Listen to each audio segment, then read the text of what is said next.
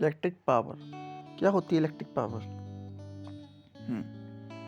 जब electric current flow करता है कंडक्टर से तो इलेक्ट्रिक एनर्जी को हम यूज करते हैं और इलेक्ट्रिक एनर्जी कुछ वर्क करती है और रेट ऑफ डूइंग वर्क को ही हम पावर कहते हैं। तुम कह सकते हैं electrical energy is the rate of work done,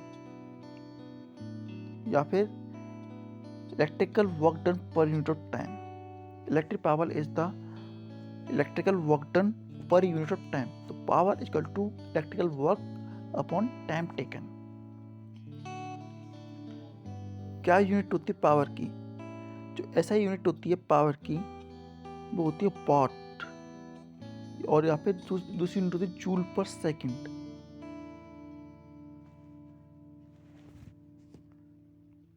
तो 1 वाट कितना होता है? हम 1 वाट को कितना बोलेंगे? ये तो 1 वाट इज द रेट।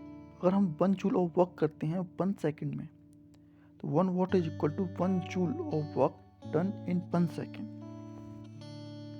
अगर हम बोलते हैं कि हमारा जो बल्ब है वो 60 वाट का है, तो 60 वाट का बल्ब कहने से मतलब क्या है? 60 वाट का बल्ब कहने से मतलब ये होता है कि वो 60 जूल और वर्क करता है 1 सेकंड के अंदर। Electrical power is the rate at which electric energy is consumed. Electric power जो होती है वो रेट होता है जिस रेट पर इलेक्ट्रिसिटी कंज्यूम हो रही है। And when an electrical appliance consume electrical energy at the rate of 1 joule per second, it is said to be 1 watt. जब कोई भी इलेक्ट्रिकल अप्लायंस एनर्जी कंज्यूम करता है, इलेक्ट्रिकल एनर्जी कंज्यूम करता है 1 जूल पर सेकंड, तो हम कहते हैं कि उसका जो पावर है वो 1 वॉट है। And rate at which electrical appliance work is done और the rate at which electrical appliance electrical energy is consume is called electric power. और जिस रेट पर इलेक्ट्रिकल एनर्जी कंज्यूम होती है उसी को हम इलेक्ट्रिक पावर कहते हैं। Formula for calculating electric power. Electric power को कैलकुलेटिंग के फॉर्मूला, जैसा कि हमने जाना पावर का फॉर्मूला होता है वो होता है वर्क डन अपॉन टाइम। और हमने फॉर्मूला पढ़ रखा है जो वर्क डन का एक और फॉर्मूला होता है with respect to current, time and potential difference के बीच का जो फॉर्मूला होता है वो होता है हमारा work done equal to V into I into T. हमने पावर के फॉर्मूले जैसे पुट किया तो P equal to V into I into T upon T. T से टी कैंसिल, तुम्हारा पावर जो हो गया V इंटू आई के बराबर हो गया। तो P equal to V into I. P यहाँ पर हमारी पावर है, B पोटेंशियल डिफरेंस है and I is the current. तो electrical power equal to potential difference into current. और पोटेंशियल डिफरेंस को हम वोल्टेज भी कहते हैं, इसलिए हम electric power voltage into current भी कह सकते हैं। और इन्हीं की मदद से हम और इसी फॉर्मूले की मदद से और भी फॉर्मूले बनाए सकते हैं, जैसे power equal to I square into R. I square into R मिलेगा जब हम V की जगह आई आर लिख देंगे। और वहीं जो पावर का दूसरा फॉर्मूला होता है power equal to V square upon R, जब हम करंट आई की जगह V अपॉन आर रख देते हैं तो पावर का फॉर्मूला V अपॉन आर मिलता है। तो हमारे पास पावर के 4 फॉर्मूले हो गए। पहला formula power equal to W upon टी, second power equal to V into I, and third I square into R, and fourth formula power equal to V square upon R. यहाँ पर जो वर्क W है वो work done दिखाता है, P power दिखाता है, T टाइम दिखाता है, I करंट दिखाता है और R रेजिस्टेंस दिखाता है। Power voltage rating of electrical appliances. Power voltage rating क्या होता है इलेक्ट्रिकल अप्लायंसेस का? जैसा कि हमको दे रखा होता है एक इलेक्ट्रिकल अप्लायंस है 100 वॉट टेस्ट 220 वोल्ट। तो इसका मतलब ये होता है कि 100 वॉट की पावर और 220 वोल्ट का पोटेंशियल डिफरेंस जब क्रिएट होता है तभी 100 वॉट की पावर देता है। आप कह सकते हैं A power rating of 100 watt on bulb mean that it will consume electrical energy at a rate of 100 joule पर सेकेंड। मतलब ये पावर रेटिंग जब कहते हैं 100 जूल की, तो इसका मतलब ये होता है कि वो 100 जूल पर सेकेंड एनर्जी कंज्यूम करेगा कोई भी अप्लायंस। और 220 वोल्ट मतलब कि वो इतने पोटेंशियल डिफरेंस जब होगा, इतने पोटेंशियल डिफरेंस पर वो इतनी पावर कंज्यूम करेगा। एक और फॉर्मूला देखते हुए चलते हैं। जैसा हमने देखा इलेक्ट्रिक पावर का जो फॉर्मूला होता है वो work done by electric current upon time होता है। और जैसा कि हम लोग को पता है, अगर वर्क एनर्जी थ्योरम, जो टोटल वर्क डन होता है वो एनर्जी में कन्वर्ट हो जाता है, तो हम वर्क डन की जगह एनर्जी कंज्यूम भी लिख सकते हैं। तो power equal to electrical energy upon time. तो हमारा पावर का फॉर्मूला बनता है इलेक्ट्रिकल एनर्जी अपॉन टाइम। और जब हम इलेक्ट्रिक एनर्जी फाइंड करना चाहते हैं तो हम पता कर सकते हैं electrical energy equal to power into time.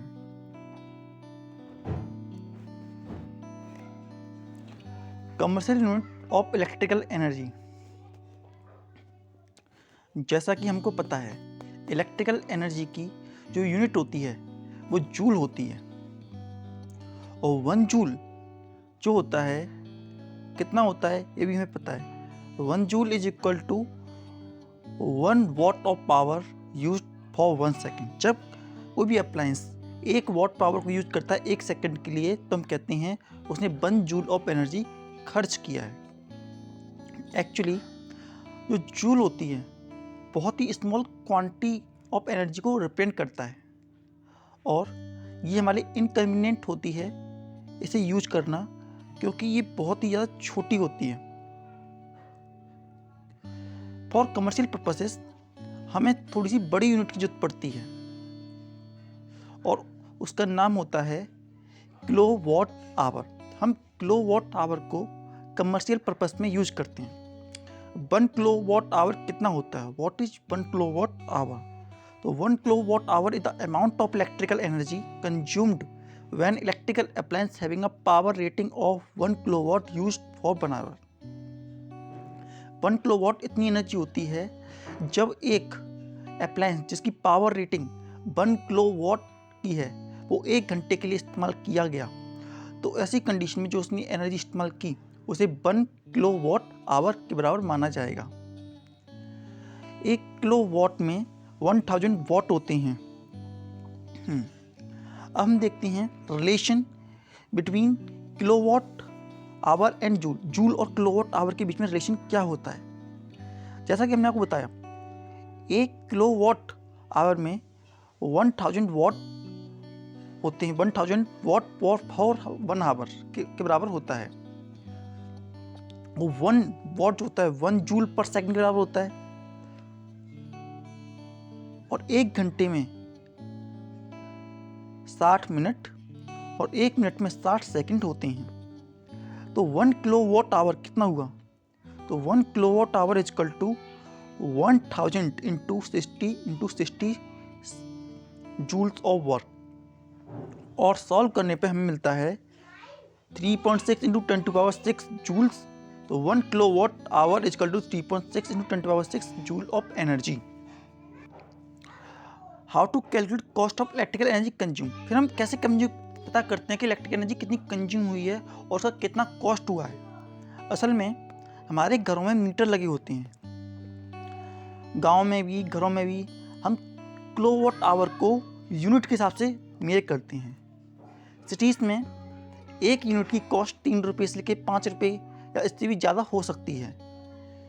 जब हमने 1 यूनिट बोला कि जब हमने 1 यूनिट खर्च किया तो हमें 3 रुपये देने पड़ेंगे।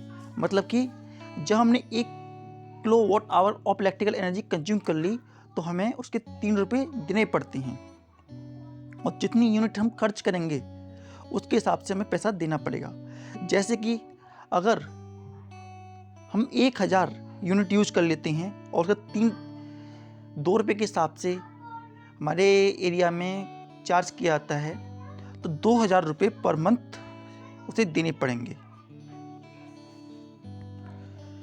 Effect produce by electric current. Electric current के द्वारा कौन कौन से इफेक्ट प्रोड्यूस किए जाते हैं? मेनली हम 3 इफेक्ट जानते हैं जो इलेक्ट्रिक करंट के द्वारा प्रोड्यूस किए जाते हैं।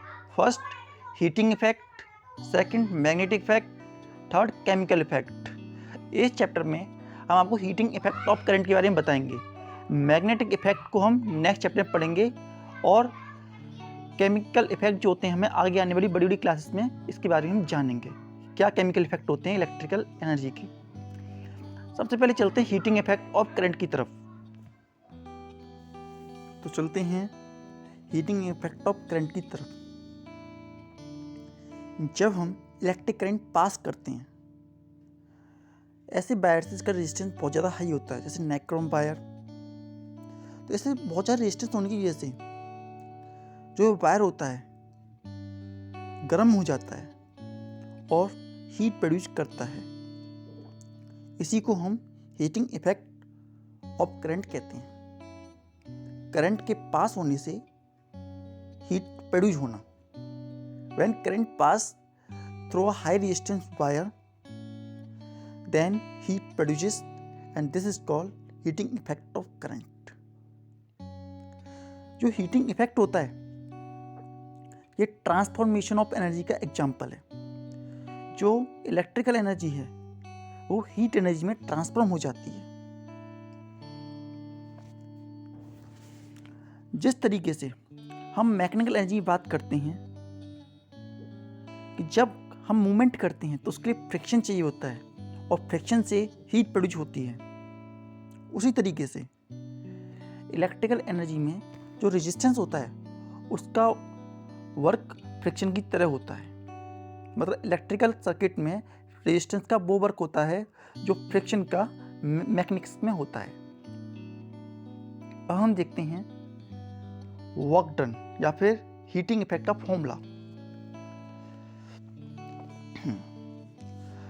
तो जैसा कि हम लोगों को पता है जो हीट प्रोड्यूस हुई है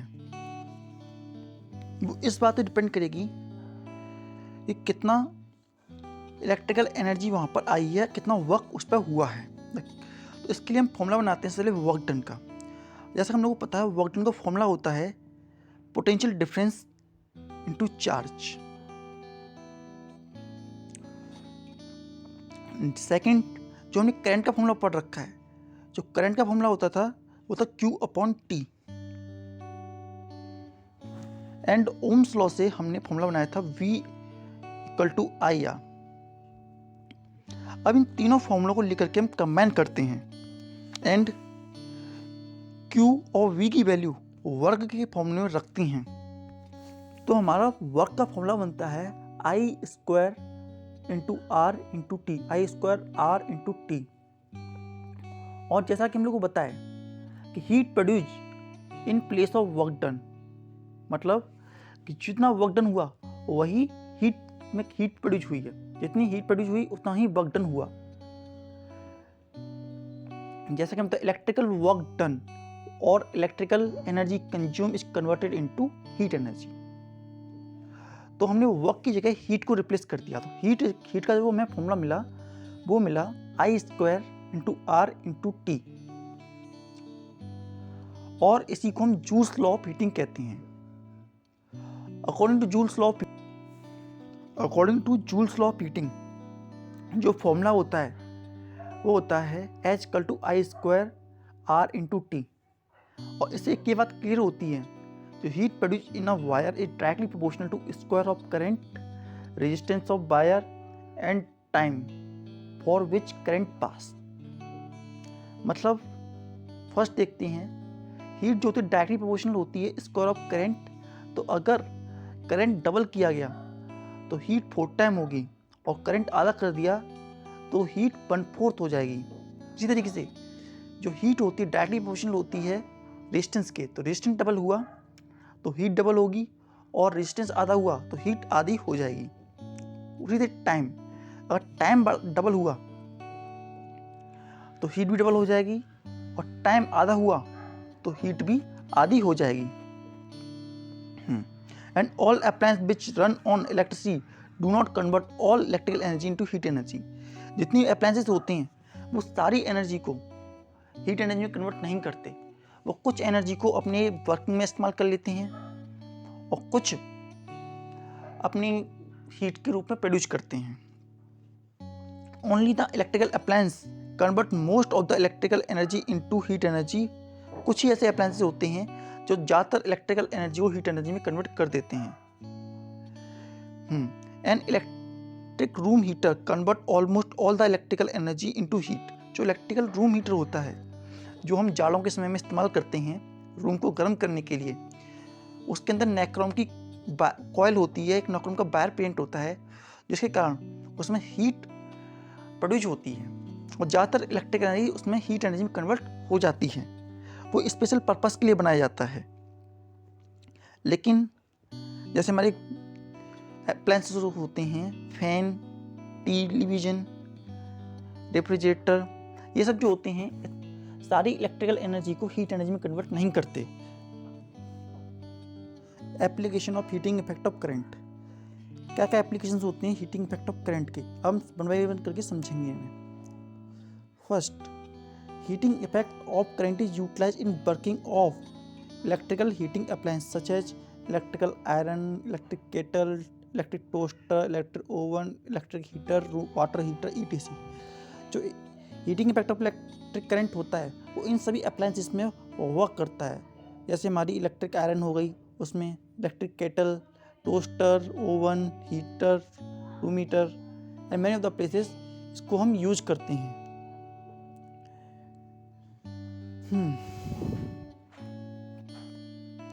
इस पर्पस के लिए हम नेक्रोम की एलॉय या ऐसी सब्सटेंस जिनका रेजिस्टेंस हाई होता है उन्हें यूज करते हैं. हम कॉपर का यूज इसमें नहीं कर सकते, कॉपर जो होता है उसका रेजिस्टेंस बहुत ज़्यादा कम होता है और वो ज़्यादा करंट को हीट में कन्वर्ट नहीं कर पाता. वहीं नेक्रोम जो होता है वो उसकी रेजिस्टेंस हाई होती है और रेजिस्टेंस हाई होने के कारण वो ज़्यादा इलेक्ट्रिकल एनर्जी को हीट एनर्जी में कन्वर्ट कर पाता है और हीट एनर्जी को कन्वर्ट करके लॉट ऑफ हीट प्रोड्यूस करता है. व्हाट द कॉर्ड और connecting cable of electrical heater made up of copper does not glow. लेकिन क्या होता है, जो कॉर्ड या केबल होती हैं वो ग्लो नहीं करती हैं या फिर उनमें कलर रेड कलर की नहीं होती हैं. वो क्यों नहीं होती? असल में ये होता है क्योंकि वो ज़्यादातर करंट को पास आउट कर देती हैं तो वो गर्म नहीं हो पाती हैं, रेड कलर नहीं दिखाती. वहीं नेक्रोम वायर जो होता है वो रेड कलर दिखाता है क्योंकि वो ज़्यादातर को हाई रेजिस्टेंस होने की वजह से वो हीट प्रोड्यूस करता है. हीट प्रोड्यूस करने के कारण 900 डिग्री सेल्सियस टेम्परेचर आने पर वो रेड हॉट में कन्वर्ट हो जाता है या रेड हॉट कलर दिखाता है. एग्जाम्पल के लिए लेते हैं an electric iron. Electric iron जो होता है वो वर्क करता है heating effect of electric current पे. जब इसके अंदर से करंट पास होता है तो उसका हीटिंग एलिमेंट जो होता है नेक्रोम से बना होता है वो रेड हॉट हो जाता है, रेड कलर का हो जाता है और हीट प्रोड्यूस करता है and it is due to high resistance. Second application, heating effect of electric current is utilise in electric bulb for producing light. जो heating effect of electric current होता है वो बल्ब के ग्लो करने में भी रिस्पॉन्सिबल होता है. जैसा कि हम लोगों को पता है बल्ब के अंदर क्या क्या होता है. बल्ब के अंदर एक थिन टंगस्टन फिलामेंट होता है, आर्गन और नाइट्रोजन की गैस में भरी होती है जो कि इनर्ट होती है, और एक ग्लास होता है. And electric bulb work on the principle of heating effect of electric current.